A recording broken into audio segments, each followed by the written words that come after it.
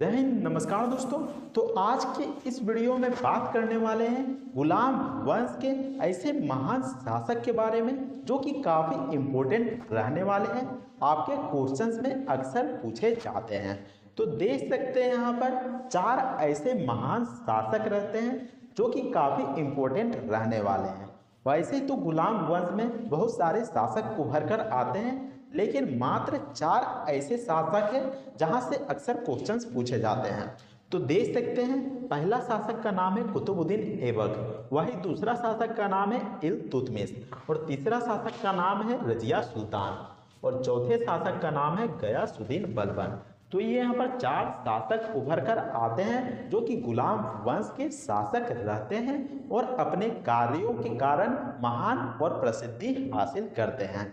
तो इन्हीं चारों के बारे में पढ़ना है। और आपको बता दूं कि देख सकते हैं मैंने यहाँ पर इम्पोर्टेंट पॉइंट को लिख दिया हूँ जो कि यहीं से क्वेश्चंस बन सकते हैं। तो चलिए बात करते हैं कि आखिर कौन कौन से क्वेश्चंस पूछे जा सकते हैं। तो यहाँ पर देखिए सबसे पहला में सवाल उठता है कि आखिर कुतुबुद्दीन ऐबक कौन था। तो आपको बता दो कि अगर आपने सब्जी बाजार गए होंगे, अगर आप सब्जी बाजार गए होंगे और वहाँ पर देखे होंगे कि तो सब्जी बेचने वाला क्या वहाँ पर चिल्लाते रहता होगा, सब्जी ले लो, आलू ले लो, टमाटर ले लो, भिंडी ले लो। तो ये सभी चीज़ वहाँ पर खरीदा जाता है, वहाँ पर खरीदा जाता है। यहाँ पर खरीदने वाले लोग जाते हैं और वहाँ पर खरीदते हैं। तो इसी तरीके का एक बाजार लगता था और उसमें क्या होता था, तो उसमें व्यक्तियों लोगों को यहाँ पर खरीदा और बेचा जाता था। उस समय की बात है जब राजा महाराजाओं का शासन चल रहा होता है, तभी यहाँ पर लोगों को भी खरीदा और बेचा जाता था। तो ऐसे में जो कुतुबुद्दीन ऐबक उसको भी एक बाजार से खरीदा जाता है, यानी कि उस बाजार में गुलाम और दासों का खरीद बिक्री किया जाता था। गुलाम और दासों का खरीद बिक्री किया जाता था, उसी में से कुतुबुद्दीन ऐबक एक गुलाम रहता है। और आपको बता दूं कि मोहम्मद गोरी कुतुबुद्दीन ऐबक को खरीदता है। मोहम्मद गोरी जो कि कुतुबुद्दीन ऐबक को खरीदता है। तो ऐसे में जो कुतुबुद्दीन ऐबक रहता है वह मोहम्मद गोरी का गुलाम बन जाता है, मोहम्मद गोरी का गुलाम बन जाता है जो कुतुबुद्दीन ऐबक रहता है। और मोहम्मद गोरी का साथ देता है, जो कि तराइन का युद्ध होता है और किसके बीच में होता है, तो पृथ्वीराज चौहान और मोहम्मद गोरी के बीच में होता है, जिसमें कि मोहम्मद गोरी 1192 में तराइन का युद्ध जीत जाता है। अगर आप इसका फुल वीडियो देखना चाहते हैं तो लिंक डिस्क्रिप्शन में देखने को मिल जाएगा, वहां से पूरे वीडियो को देख सकते हैं कि आखिर तराइन का युद्ध किस प्रकार से हुआ था, कौन विजय हुआ था, आखिर विजय क्यों हुआ था और पृथ्वीराज चौहान क्यों हार गया था। तो इन सभी चीज़ों को मैं उस वीडियो में बताया हूँ, तो वहाँ पर जाकर देख सकते हैं। तो आपको समझ में आ गया होगा कि कुतुबुद्दीन ऐबक कौन था। तो यह मोहम्मद गोरी का गुलाम था, यह मोहम्मद गोरी का गुलाम रहता है। इसको बाजार से खरीदा गया था कुतुबुद्दीन ऐबक को। और इसका शासनकाल कब रहता है, कब तक चलता है, तो इसका शासनकाल 1206 ईस्वी से लेकर 1210 ईस्वी तक चलता है, जो कि गुलाम वंश का पहला शासक रहता है। जो कुतुबुद्दीन ऐबक रहता है वह गुलाम वंश का पहला शासक रहता है, और कुतुबुद्दीन ऐबक के द्वारा ही गुलाम वंश और दिल्ली सल्तनत की स्थापना किया जाता है। तो आपको ध्यान में रखना है कि अगर क्वेश्चंस में पूछा जाता है कि गुलाम वंश की स्थापना किसके द्वारा किया गया था या फिर दिल्ली सल्तनत की स्थापना किसके द्वारा किया गया था, तो इसका जवाब हो जाएगा कुतुबुद्दीन ऐबक के द्वारा करवाया गया था, कुतुबुद्दीन ऐबक के द्वारा किया गया था, जो कि 1206 ईस्वी में गुलाम वंश की स्थापना होती है। अब देखिए यहाँ पर जब कुतुबुद्दीन ऐबक राजा बन जाता है, और आपको बता दो कि 1206 ईस्वी में जो मोहम्मद गोरी की मृत्यु हो जाती है, तो तब जाके कुतुबुद्दीन ऐबक जो कि दिल्ली का राजा बनता है, दिल्ली की गद्दी पर बैठता है। जब मोहम्मद गोरी की मृत्यु हो जाती है उसके बाद कुतुबुद्दीन ऐबक दिल्ली की गद्दी पर बैठता है, तो आपको ध्यान में रखना है। और जब कुतुबुद्दीन ऐबक राजा बन जाता है, दिल्ली की गद्दी पर बैठ जाता है, तो वह अपनी राजधानी लाहौर को बनाती है। कुतुबुद्दीन ऐबक को शासन करने के लिए कहीं ना कहीं उसको राजधानी बनानी थी, वहाँ से वह नियंत्रण रख सकता था और प्रशासन को चला सकता था। तो ऐसे में लाहौर को राजधानी बनाया जाता है। इसके बाद जो कुतुबुद्दीन ऐबक रहता है वह बहुत सारे चीज़ों का निर्माण करता है, जैसे कि मस्जिद का निर्माण करता है, उनमें से कुछ मस्जिद का यहाँ पर नाम दिया गया है, जैसे कि कुव्वत उल इस्लाम मस्जिद, जो कि सबसे पहला मस्जिद था, जो कि पहला मस्जिद था, आपको ध्यान में रखना है। उस मस्जिद का निर्माण करवाया जाता है, जो कि कुतुबुद्दीन ऐबक के द्वारा करवाया जाता है। और आपको बता दूं कि जो कुव्वत उल इस्लाम मस्जिद है, ये कहाँ पर स्थित है? तो ये कहाँ पर स्थित है? तो ये दिल्ली में स्थित है। उसके बाद फिर 2.5 दिन का झोपड़ा, जो कि एक मस्जिद है, इसका भी निर्माण करवाया जाता है। 2.5 दिन का झोपड़ा ये कहाँ स्थित है? तो ये कहाँ पर स्थित है? तो यह अजमेर शहर में स्थित है। और अजमेर कहाँ पर पड़ता है? तो यह राजस्थान में पड़ता है। राजस्थान राज्य में अजमेर एक शहर है, वहीं पर 2.5 दिन का झोपड़ा बनाया गया था। और कहा जाता है कि जो 2.5 दिन का झोपड़ा मस्जिद बनाया गया था, वह मात्र 2.5 दिन में तैयार हो गया था। 2.5 दिन में तैयार होने के कारण इसको 2.5 दिन का झोपड़ा कहा जाता है। अब देखिए, कुतुबुद्दीन ऐबक के द्वारा कुतुब मीनार का भी निर्माण करवाया गया था। कुतुब मीनार का निर्माण करवाया गया था, लेकिन जो कुतुब मीनार का निर्माण का कार्य रहता है वह अधूरा रह जाता है, यानी कि पूरे तरीके से इसको नहीं बनवाया जाता है। इसका काम यहाँ पर रुक जाता है, पूरे तरीके से इसका निर्माण नहीं हो पाता है। और यहाँ पर आखिर क्यों नहीं हो पाता है? तो आपको बता दूं कि 1210 ईस्वी में 1210 ईस्वी में जब कुतुबुद्दीन ऐबक चौगान खेल रहा होता है, एक तरीके का खेल होता है जिसमें कि जो व्यक्ति रहता है वह घोड़े पर बैठ जाता है और जो उस व्यक्ति को एक डंडा दे दिया जाता है और उस डंडे से बॉल को मारना रहता है। तो इसी प्रकार का खेल खेल रहा होता है, जिसको कि हम चौगान कहते हैं या फिर पोलो भी कह सकते हैं। तो उस खेल को खेल रहा होता है और अचानक से कुतुबुद्दीन ऐबक घोड़े से गिर जाता है, जिसके कारण कुतुबुद्दीन ऐबक की मृत्यु हो जाती है। और कुतुबुद्दीन ऐबक की मृत्यु कब होती है? तो 1210 ईस्वी में कुतुबुद्दीन ऐबक की मृत्यु हो जाती है। और उसके बाद कुतुबुद्दीन ऐबक, जो कि कुतुब मीनार का निर्माण का कार्य करा रहा होता है, उसी समय करवा रहा होता है, और अचानक से मृत्यु हो जाने के कारण कुतुब मीनार का जो निर्माण का कार्य रहता है वह अधूरा रह जाता है। और एक सवाल उठता है कि जो कुतुब मीनार का निर्माण वह किसकी याद में करवाया जा रहा था? तो आप सोच रहे होंगे कि जो कुतुब मीनार का निर्माण का जो कार्य हो रहा था वह कुतुबुद्दीन ऐबक अपने याद में करवा रहा होगा। तो ऐसा यहाँ पर गलत हो जाएगा। यहाँ पर कुतुबुद्दीन जो ऐबक है वह अपने नाम पर नहीं करवा रहा था। यहाँ पर कंफ्यूज हो सकते हैं कि जो कुतुबुद्दीन और यहाँ पर कुतुब मीनार, तो यहाँ पर मिलता जुलता नाम लग रहा होगा, लेकिन जो कुतुबुद्दीन ऐबक है वह अपने नाम पर कुतुब मीनार का निर्माण नहीं करवा रहा होता है। तो किसके नाम पर करवा रहा होता है? तो यहाँ पर देख सकते हैं सूफी संत ख्वाजा कुतुबुद्दीन बख्तियार काकी, जो कि कुतुबुद्दीन ऐबक के गुरु रहते हैं, उन्हीं की याद पर कुतुबुद्दीन ऐबक कुतुब मीनार का निर्माण का कार्य करवा रहे होते हैं। तो यहाँ पर नाम को देख लीजिएगा, नाम थोड़ा सा लंबा हो सकता है, आपको ध्यान में रखना है। सूफी संत ख्वाजा कुतुबुद्दीन बख्तियार काकी, तो इसी की याद पर कुतुबुद्दीन ऐबक कुतुब मीनार का निर्माण का कार्य करवा रहा होता है। और आपको बता दूं कि इस तरीके से कुतुबुद्दीन ऐबक का शासनकाल खत्म हो जाता है, क्योंकि अचानक से उसकी मृत्यु हो जाती है 1210 ईस्वी में। मात्र वे 4 साल शासन कर पाता है। और इसके बाद फिर आता है आराम शाह, जो कि अयोग्य शासक रहता है, सिर्फ ऐश मौज करते रहता है, खाते पीते रहता है और आराम करते रहता है। तो ऐसे में यहाँ पर इल्तुतमिश आ जाता है। इल्तुतमिश के बारे में भी पढ़ना है। तो इल्तुतमिश की कौन कौन सी खासियत होती है? तो जो इल्तुतमिश रहता है वह आराम शाह को बंदी बना लेता है और उसकी हत्या करवा देता है, और फिर खुद इल्तुतमिश गद्दी पर बैठ जाता है। जो गुलाम वंश की गद्दी रहता है, जो दिल्ली सल्तनत की गद्दी रहता है, उस पर इल्तुतमिश बैठ जाता है। और यहाँ पर सवाल उठता है कि आखिर इल्तुतमिश कौन रहता है? तो इल्तुतमिश कौन रहता है? तो जो इल्तुतमिश रहता है वह कुतुबुद्दीन ऐबक का गुलाम और दामाद रहता है। तो जैसा कि मैंने बताया है कि मोहम्मद गोरी का गुलाम कौन रहता है? तो वह रहता है कुतुबुद्दीन ऐबक। मोहम्मद गोरी का गुलाम कौन रहता है? कुतुबुद्दीन ऐबक। ठीक उसी प्रकार जो इल्तुतमिश रहता है वो भी गुलाम रहता है। वह किसका गुलाम रहता है? तो वह कुतुबुद्दीन ऐबक का गुलाम रहता है। जो इल्तुतमिश रहता है वह कुतुबुद्दीन ऐबक का गुलाम रहता है।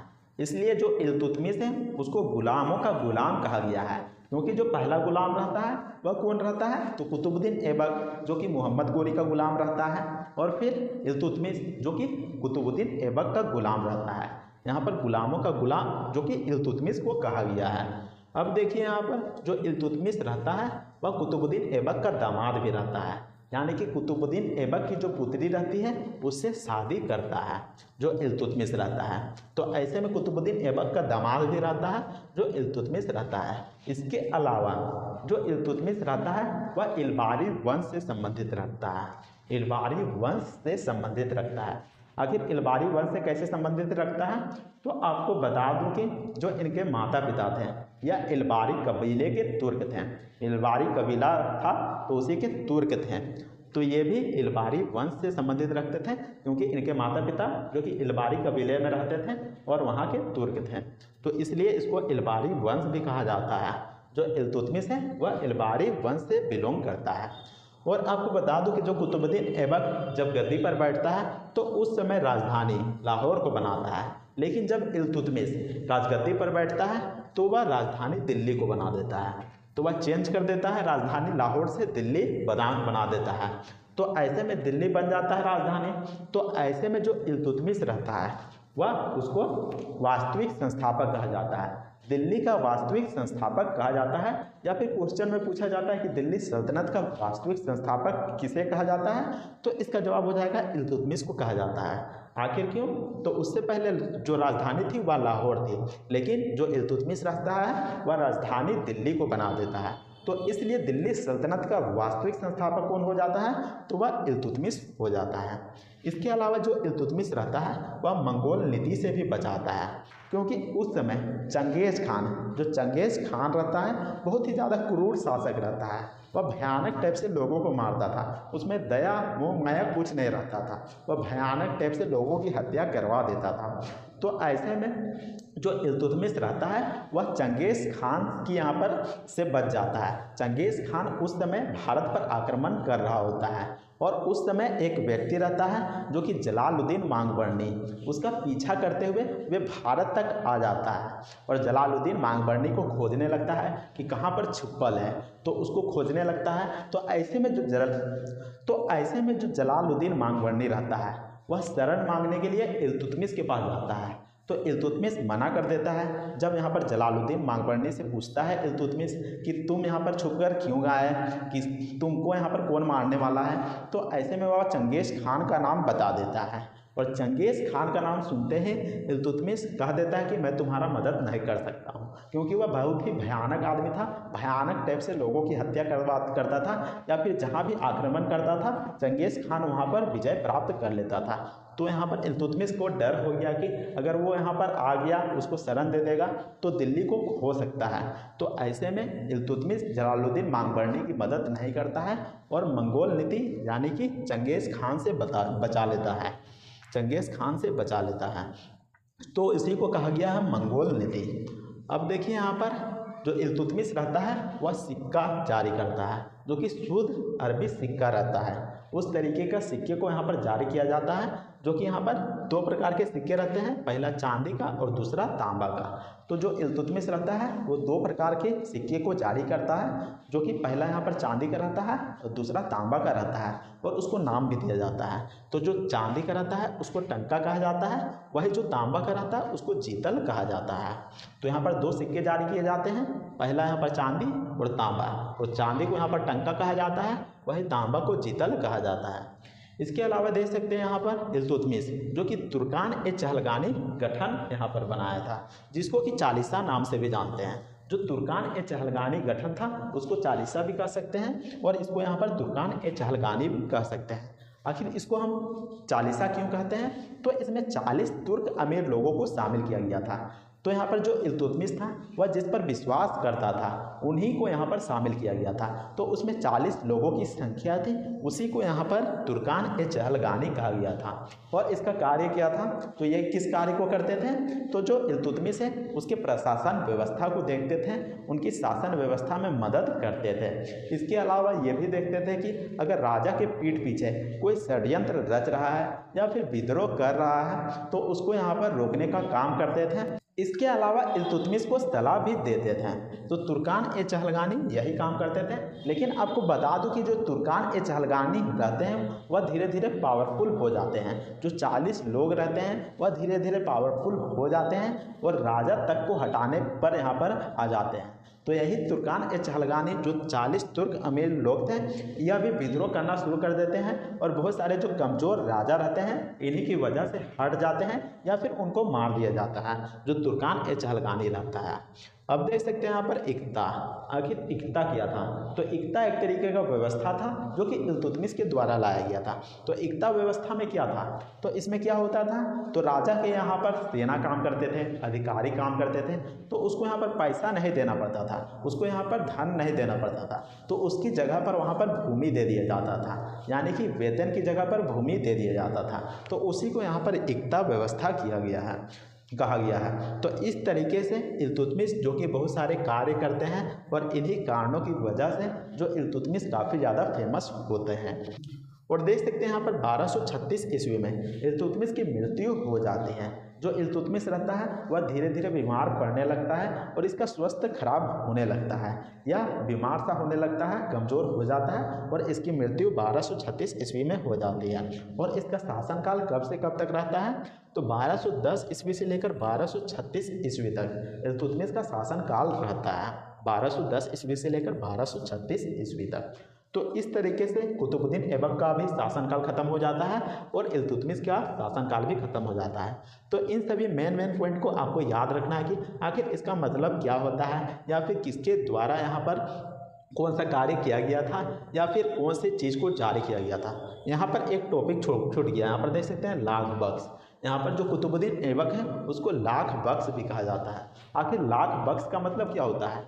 तो आपको बता दो कि जो कुतुबुद्दीन ऐबक रहता है वह दानी था, हमेशा लोगों को कुछ ना कुछ दान करते रहता था, तो उसी कारण से इसको लाख बख्श कहा गया है। और लाख बख्श का मतलब क्या होता है? तो इसका मतलब होता है लाखों का दाता, यानी कि जो कुतुबुद्दीन ऐबक था वह दानी होने के कारण इसको एक उपाधि दिया गया था, इसको यहाँ पर कहा गया लाख बख्श। अब देख सकते हैं यहाँ पर रजिया सुल्तान के बारे में। आखिर रजिया सुल्तान कौन थी? तो रजिया सुल्तान कौन थी? तो यह इल्तुतमिश की पुत्री थी। तो उससे पहले मैं बताया कि इल्तुतमिश उसके बारे में, तो उसी की पुत्री थी रजिया सुल्तान। और आपको बता दूं कि जो रजिया सुल्तान थी वह दिल्ली सल्तनत की पहली और अंतिम मुस्लिम शासिका थी, तो आपको ध्यान में रखना है। और रजिया सुल्तान का शासनकाल कब से कब तक चला था? तो इसका शासनकाल चला था 1236 ईस्वी से लेकर 1240 ईस्वी तक। 1236 ईस्वी से लेकर 1240 ईस्वी तक इसका शासनकाल चला था। और यहाँ पर यह मात्र 4 साल ही शासन कर पाती है, लेकिन आपको बता दूं कि यह पहली मुस्लिम शासिका होने के कारण यह काफ़ी ज़्यादा फेमस होती है। शुरुआत में तो इसको विद्रोह का सामना करना पड़ता है, लेकिन लास्ट में यह शासिका के रूप में उभर कर आ जाती है, एक शासिका बन जाती है।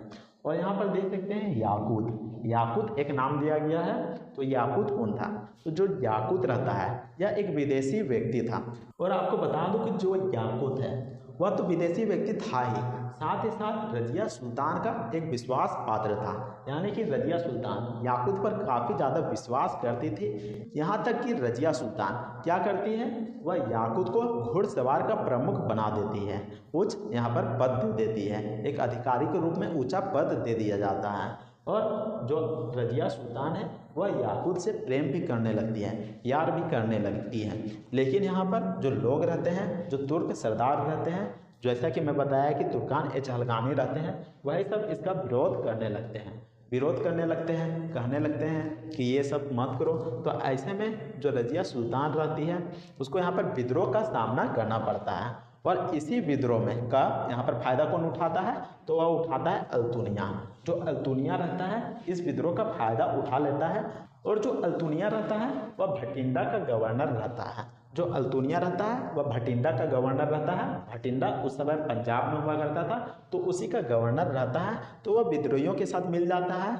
और रजिया सुल्तान और याकूत और अल्तुनिया, तो यहाँ पर रजिया सुल्तान और याकूत एक और होते हैं, और जो भटिंडा का गवर्नर और जो विद्रोह करने वाले जो लोग रहते हैं वो एक और रहते हैं। तो ऐसे में दोनों के बीच घमासान युद्ध होता है। और युद्ध होने के बाद रजिया सुल्तान और याकूत दोनों को बंदी बना लिया जाता है।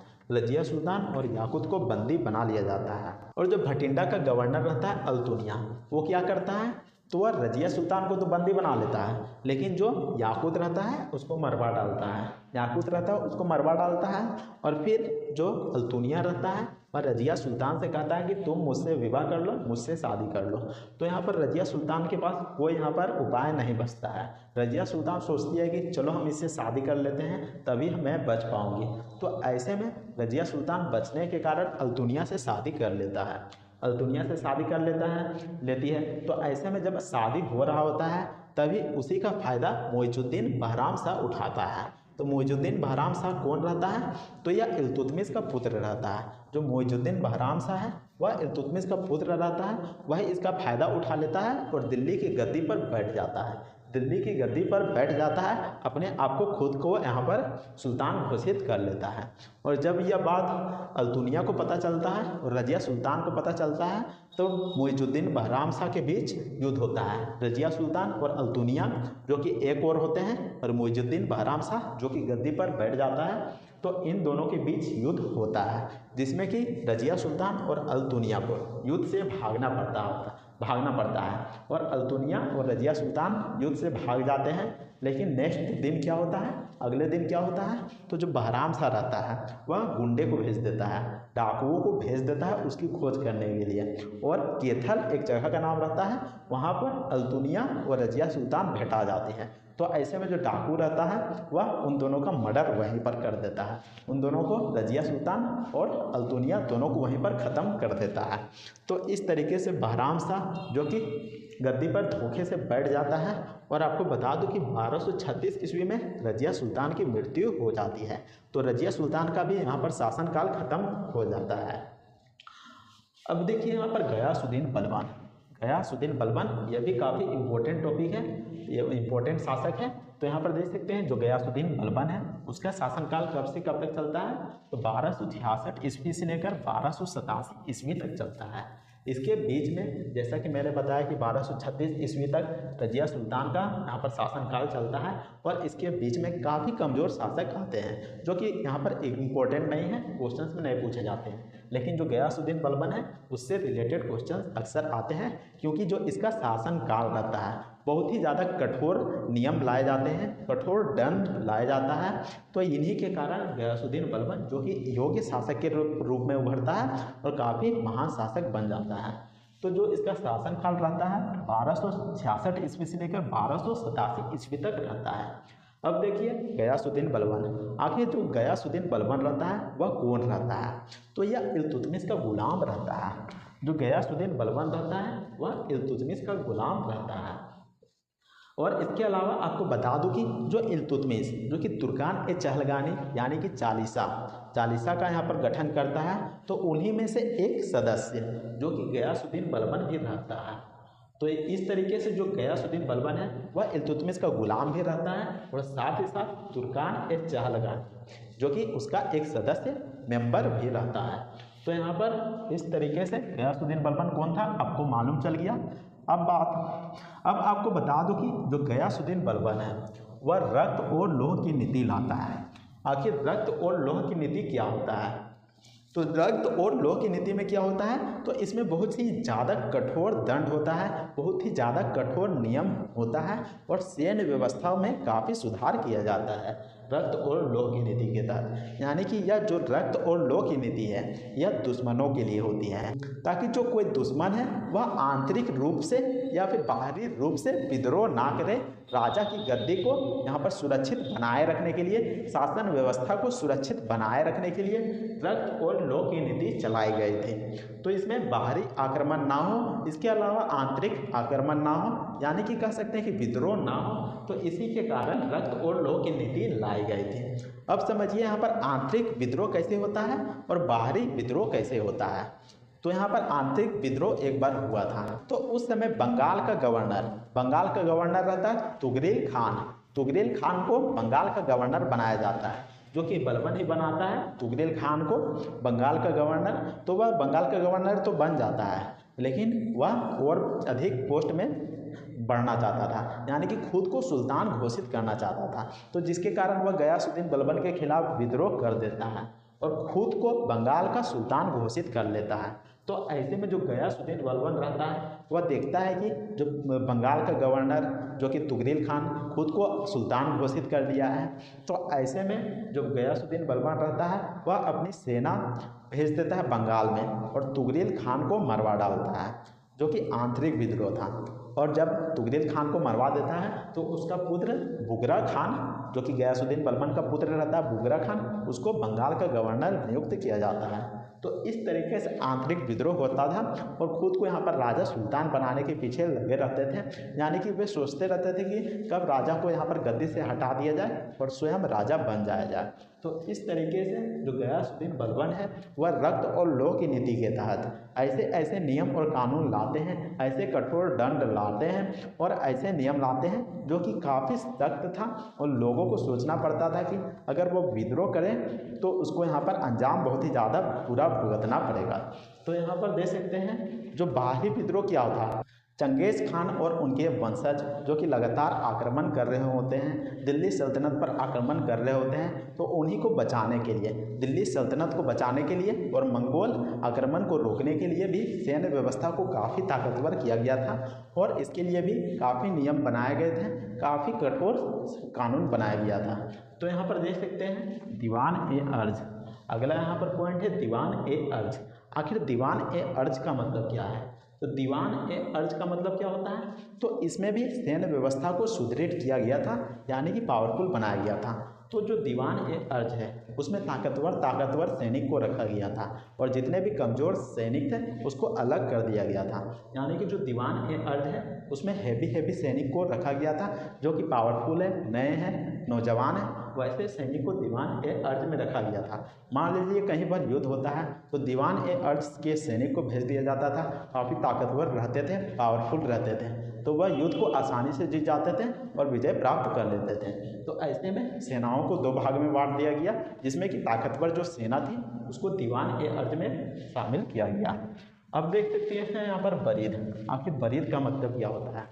तो यहाँ पर राजा को हमेशा डर लगा रहता था कि कहीं उसके खिलाफ कोई विद्रोह ना कर दे, क्योंकि गुलाम वंश में ऐसा भी हुआ कि जो बहुत सारे शासक थे उनको विद्रोहियों के कारण, यानी कि बहुत सारे लोग थे जो कि विद्रोह कर दिए और जिसके कारण उनको गद्दी छोड़ना पड़ा या फिर वह गद्दी को खो दिए। तो ऐसे में राजा को अक्सर डर लगा रहता था कि कहीं विद्रोहियों के द्वारा विद्रोह ना कर दिया जाए और यहाँ पर हमारी गद्दी छीन ना जाए। तो ऐसे में बरीद नाम की एक यहाँ पर जासूसी विभाग का निर्माण करवाया गया, जासूसी विभाग को बनाया गया, जिसमें कि कुछ यहाँ पर लोगों को जासूसी करने के लिए छोड़ दिया गया।